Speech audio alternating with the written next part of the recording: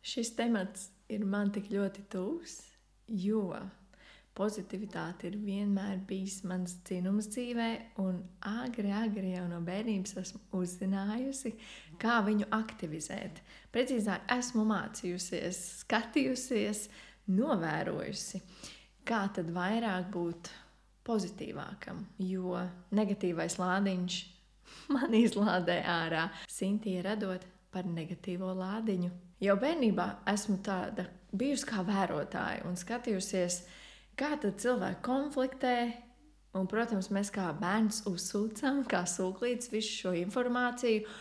Un man patikās, es atceros tos momentus, kad mēs esam ar ģimeni bieži vien ar tādu humoru, smiekliem tikuši galā ar smagām situācijām, jo dzīve mūs uzšūpo, mēs reāli to zinām, tā tas notiek. Ir dažādas situācijas, dažādi konflikti un kas tik nāk virsū. Un tas pirmais ir tas, protams, ārprāts, kaut kas ir noticis, trauksme, un vai tas aiziet negatīvi, vai tas aiziet meklējot kaut ko un vēlāk pārvērš pa pozitīvo. Un man jāsaka paldies tiešām ģimenei, kas ir ļāvuši arī smagās situācijās pasmieties par to un pēc tam risināt. Un šo te es esmu tiešām mācījusies, kultivējusi sevi. Tāpēc bieži vien man arī zina par smiekliem.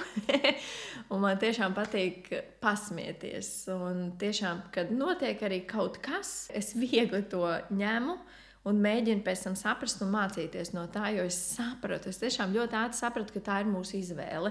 Lai arī cik dīvaini neliktos, bet mūsu izvēle ir, kā reaģēt uz situāciju. Tātad, kad mēs uzzinām šo informāciju jauno, kas ir atnākusi, un kas tagad ar mums notiks? Vai nu mēs ieslīgsim negatīvā lādiņā, vai centīsimies risināt šo situāciju, un es izvēlējos risināt, lai arī bieži vien cik viegli, grūti tomēr arī bieži vien nākas, bet pēc tam arī uzlādēties un mācīties, tiešām mācīties no tā.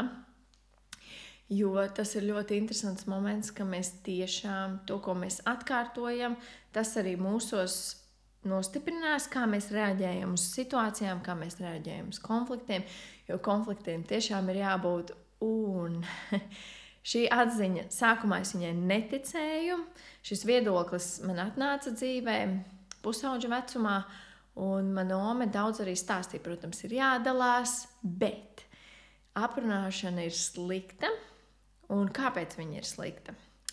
Ome stāstīja, ka tas moments, kas tev ir, ko tu redzi citā cilvēkā, tev tas liekas sākumā, tu to neizproti un tev tas nepatīk.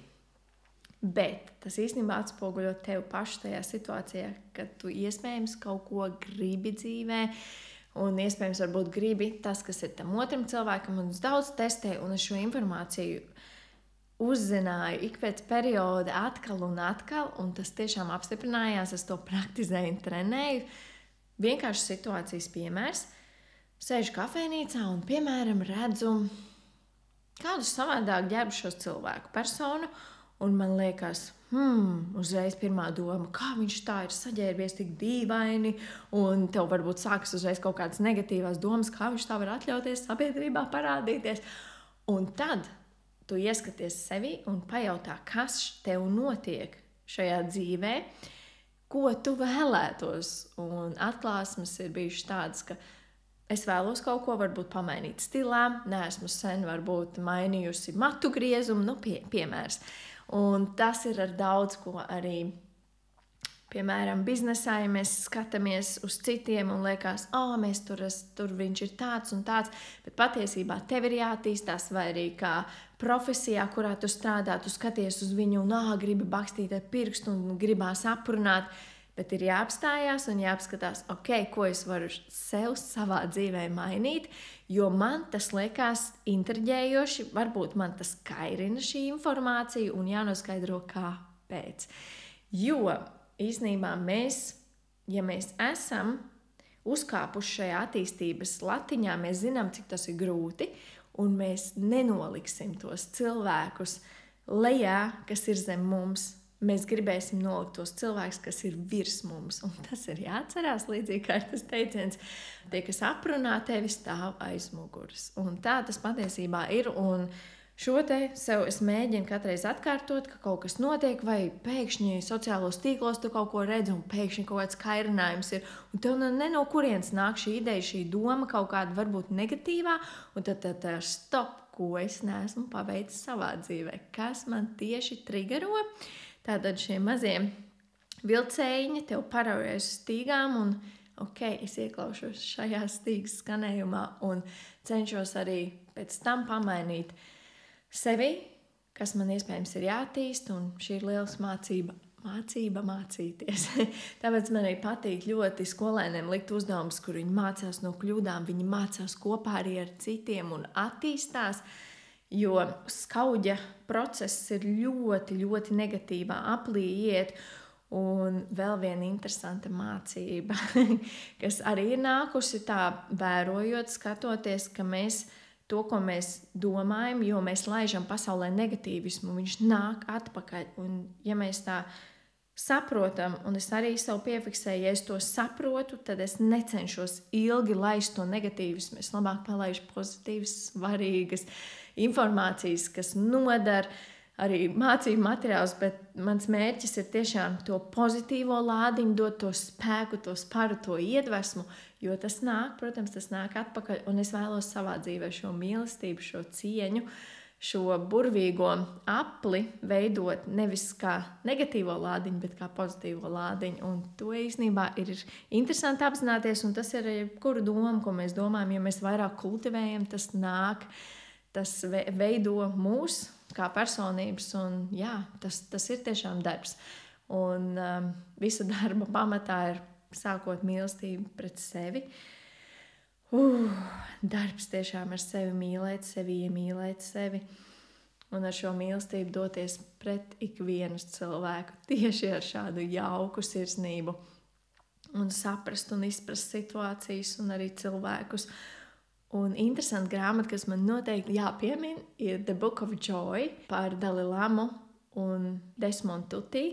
2 fantastiski cilvēki, un tiek parādīts, cik viņiem ir atšķirīgs domgājiens, jo mēs zinām, ka bieži vien tie konflikti un kas mums nepatīk otrā ir tā dažādība, un šeit viņi parāda, ka pilnīgi pat pretējas ticības dzīvē var savienoties un būt draugi, un šeit ir lielisks grāmatas piemērs. Lidmašīna kavējās, un Mūkam bija iespēja pameditēt.